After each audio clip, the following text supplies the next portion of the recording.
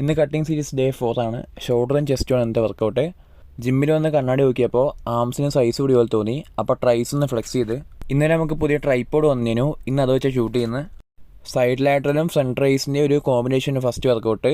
അതൊരു 3 set. Lateral റൈസിൻ്റെ favourite വർക്കൗട്ടാണ്. പക്ഷേ ഇപ്പോൾ സീൻ എന്താ വെച്ചാൽ ടെന്നീസ് എൽബോ ഉള്ളതുകൊണ്ട് കൈക്ക് ഭയങ്കര പെയിനാണ്. പിന്നെ ചെയ്ത ലോക്കാണ്. ലോക്ക് എന്ന് വെച്ചാൽ ഫ്രണ്ട് ഫ്ലെക്സ് ചെയ്തിട്ട് ബാക്കിലേക്ക് കൊണ്ടുപോവുക. ഇത് ട്രാപ്സിനുള്ള വർക്കൗട്ടാണ്. ട്രാപ്സ് നല്ലോണം അറിയോ.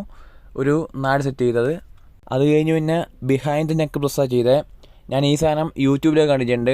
ഓരോ ആൾക്കാർ പറയുന്ന ഇത് ഇഞ്ചുറിക്ക് ചാൻസ് കൂടുതലാണെന്നൊക്കെ.